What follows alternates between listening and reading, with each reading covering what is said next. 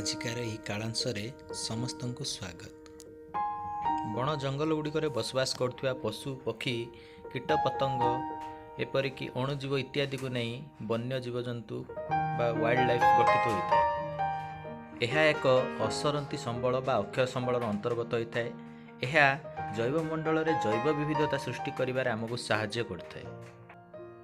ଆମ ପରିସଂସ୍ଥାରେ ସନ୍ତୁଳନ ରକ୍ଷା କରିବା ପାଇଁ ଏହା ବିଭିନ୍ନ ପ୍ରକାର ପୋଷକ ଚକ୍ର, ରାସାୟନିକ ଚକ୍ର, ଶକ୍ତି ପ୍ରବାହ, ଖାଦ୍ୟ ଶୃଙ୍ଖଳ ତଥା ଖାଦ୍ୟ ଜାଲି ମାଧ୍ୟମରେ ଏକ ଜୈବ ବିବିଧତାର ଗଠନ କରିଥାନ୍ତି।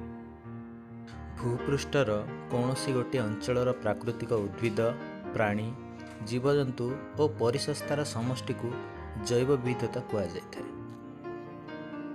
ଏହାକୁ ତିନି ଭାଗରେ ବିଭକ୍ତ କରାଯାଇଛି: ଜିନୀୟ ଜୈବ ବିବିଧତା, ଜାତି ବିବିଧତା ତଥା ପରିସଂସ୍ଥୀୟ ଜୈବ ବିବିଧତା। ଜୈବ ବିବିଧତା ଅନୁସାରେ ପୃଥିବୀରେ ମୋଟ 12ଟି ବୃହତ୍ କେନ୍ଦ୍ର ଓ 18ଟି ତପ୍ତସ୍ଥଳ ରହିଛି। ସେ ମଧ୍ୟରୁ ଭାରତରେ ଗୋଟିଏ ବୃହତ୍ କେନ୍ଦ୍ର ଓ 2ଟି ତପ୍ତସ୍ଥଳ ରହିଛି। ଗୋଟିଏ ଖାଦ୍ୟ ଶୃଙ୍ଖଳ କେବଳ ଜୀବନ୍ତ ପ୍ରାଣୀ ଓ ଉଦ୍ଭିଦକୁ ନେଇ ଗଠିତ ହୋଇଥାଏ। ଏଥିରେ ସବୁଜ ଉଦ୍ଭିଦ ଗୁଡ଼ିକୁ ସ୍ୱୟଂପୃଷ୍ଟ ବା ସ୍ୱଭୋଜୀ କୁହାଯାଇଥାଏ। ଏମାନେ ସମସ୍ତେ ଉତ୍ପାଦକ ଶ୍ରେଣୀର ହୋଇଥାନ୍ତି। ପ୍ରାଣୀମାନଙ୍କୁ ପରଭୋଜୀ ବା ପରପୋଷୀ କୁହାଯାଇଥାଏ। ଏମାନେ ଭକ୍ଷକ ଶ୍ରେଣୀର ହୋଇଥାନ୍ତି। ଏମାନେ ଉତ୍ପାଦକ ଶ୍ରେଣୀ ଉପରେ ନିର୍ଭର କରିଥାନ୍ତି। ସେହିପରି ମୃତ ଉଦ୍ଭିଦ ପ୍ରାଣୀମାନଙ୍କ ଶରୀରରୁ ଖାଦ୍ୟ ଶୋଷଣ କରି ବଞ୍ଚି ରହୁଥିବା ଅଣୁଜୀବ ଯଥା କବକ, ବ୍ୟାକ୍ଟେରିଆ ଇତ୍ୟାଦିଙ୍କୁ ଅପଘଟକ ବୋଲି କୁହାଯାଇଥାଏ। ଖାଦ୍ୟ ସ୍ତର ଅନୁସାରେ ପ୍ରାଣୀମାନଙ୍କୁ 4 ଭାଗରେ ବିଭକ୍ତ କରାଯାଇଛି, ଯଥା ପ୍ରଥମ ଶାକାହାରୀ ବା ତୃଣଭୋଜୀ, ଯେଉଁମାନଙ୍କୁ ପ୍ରାଥମିକ ଭକ୍ଷକ କୁହାଯାଏ। ଦ୍ୱିତୀୟ ମାଂସାହାରୀ ବା ମାଂସାଶୀ, ତୃତୀୟ ଉଭୟଭୋଜୀ ବା ତୃତୀୟ ଭକ୍ଷକ ଏବଂ ଚତୁର୍ଥ ମୃତୋପଜୀବୀ ବା ମୃତଭୋଜୀ କୁହାଯାଇଥାଏ, ଯେଉଁମାନଙ୍କୁ ଅପଘଟକ ବୋଲି ମଧ୍ୟ କୁହାଯାଇଥାଏ। ଶରୀରର ଆକାର ଅନୁସାରେ ପରପୋଷୀ ଜୀବମାନଙ୍କୁ 2 ଭାଗରେ ବିଭକ୍ତ କରାଯାଇଛି, ଯଥା ସୂକ୍ଷ୍ମ ଭକ୍ଷକ ଓ ବୃହତ୍ ଭକ୍ଷକ। ସମସ୍ତ ପ୍ରକାରର ବନ୍ୟପ୍ରାଣୀ ନିଜର ବଞ୍ଚିବା ପାଇଁ ପ୍ରତ୍ୟକ୍ଷ ବା ପରୋକ୍ଷ ଭାବରେ ଅରଣ୍ୟ, ତୃଣଭୂମି, ଗୁଳ୍ମ ଇତ୍ୟାଦି ଉପରେ ନିର୍ଭର କରିଥାନ୍ତି। ତେଣୁ ଭିନ୍ନ ଭିନ୍ନ ପ୍ରକାର ବନ୍ୟ ଜଙ୍ଗଲକୁ ନେଇ ଭିନ୍ନ ଭିନ୍ନ ପ୍ରକାରର ବନ୍ୟପ୍ରାଣୀ ଦେଖାଯାଇଥାନ୍ତି।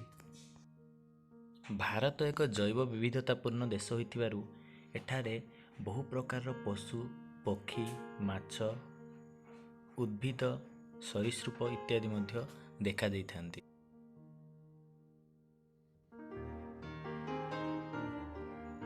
ଭାରତରେ ପ୍ରାୟ 89,000 ପ୍ରକାରର ପଶୁ, 1200 ପ୍ରଜାତିର ପକ୍ଷୀ, 2500 ପ୍ରଜାତିର ମାଛ ଏବଂ ପ୍ରାୟ 45,000 ଊର୍ଦ୍ଧ୍ୱ ପ୍ରଜାତିର ଉଦ୍ଭିଦ ତଥା ବିଭିନ୍ନ ପ୍ରକାର ସରୀସୃପ, ସ୍ତନ୍ୟପାୟୀ, ପୋକଜୋକ, କୀଟପତଙ୍ଗ ଇତ୍ୟାଦି ବଣ ଜଙ୍ଗଲ ଗୁଡ଼ିକରେ ଦେଖାଯାଆନ୍ତି। ପ୍ରାଣୀମାନଙ୍କର ଦୃଷ୍ଟିକୁ ନେଇ ଭାରତକୁ 6 ଗୋଟି ଭୌଗୋଳିକ ଅଞ୍ଚଳରେ ବିଭକ୍ତ କରାଯାଇଛି: ହିମାଳୟ ଅଞ୍ଚଳ, ଉତ୍ତରସ୍ଥ ସମତଳ ଅଞ୍ଚଳ, ମରୁଭୂମି ଅଞ୍ଚଳ, ଦାକ୍ଷିଣାତ୍ୟ ମାଳଭୂମି, ମାଲବାର ଉପକୂଳ ଓ ନୀଳଗିରି ପର୍ବତାଞ୍ଚଳ। ବର୍ତ୍ତମାନ ଭାରତରେ ପୃଥିବୀର 5ଟି ବିଶ୍ୱ ଐତିହ୍ୟ ସ୍ଥଳ, 18ଟି ଜୈବମଣ୍ଡଳ ସଂରକ୍ଷିତ ଅଞ୍ଚଳ ଏବଂ 26ଟି ରାମସାର ସ୍ଥଳୀ ବା ଆର୍ଦ୍ରଭୂମି ରହିଛି। ଠିକ୍ ସେହିପରି ବର୍ତ୍ତମାନ ଭାରତରେ 103ଟି ଜାତୀୟ ଉଦ୍ୟାନ ଏବଂ 535ଟି ଅଭୟାରଣ୍ୟ ରହିଛି।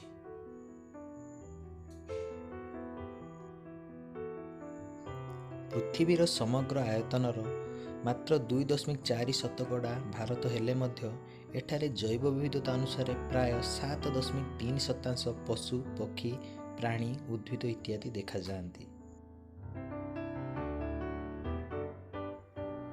ଭାରତୀୟ ଜୀବଜନ୍ତୁମାନଙ୍କର ଗୋଟିଏ ତଥ୍ୟ: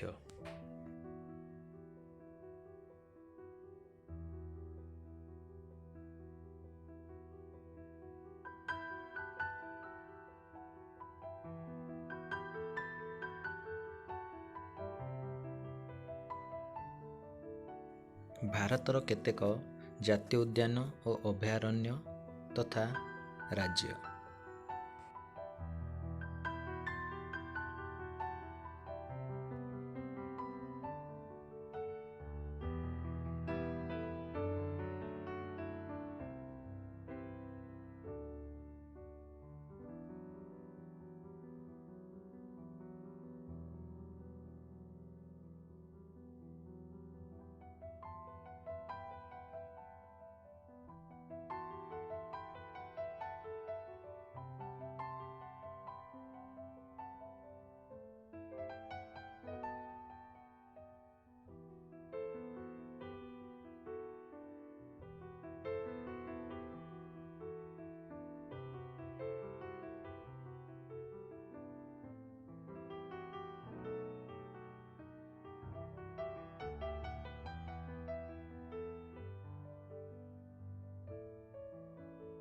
ଭାରତର କେତେକ ରାଜ୍ୟରେ ଦେଖାଯାଉଥିବା ବିଭିନ୍ନ ପ୍ରକାର ଜୀବଜନ୍ତୁମାନଙ୍କର ଏକ ତଥ୍ୟ।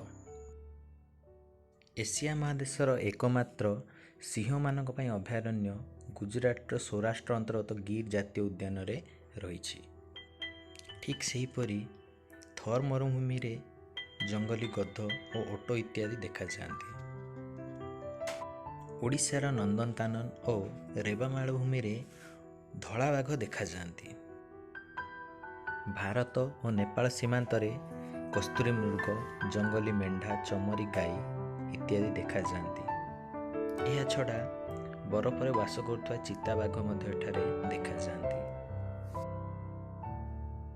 ସେହିପରି ଆସାମର କାଜିରଙ୍ଗା ଜାତୀୟ ଉଦ୍ୟାନରେ ଏକଶିଙ୍ଗୀ ଗଣ୍ଡା, ରାଜସ୍ଥାନରେ ଭାରତୀୟ ବଷ୍ଟାର୍ଡ, ସିକିମରେ ଲାଲ ପାଣ୍ଡା, ଦାର୍ଜିଲିଂ ଅଞ୍ଚଳରେ ନୀଳଗାଈ ଓ ଚୌସିଙ୍ଗା ହରିଣ ଇତ୍ୟାଦି ଦେଖାଯାଇଥାନ୍ତି। ଆସାମରେ ଏକ ପ୍ରକାର ବଣ ମଣିଷ ହୁଲ୍ ଗିବନ୍ ମଧ୍ୟ ଏଠାରେ ଦେଖାଯାଆନ୍ତି।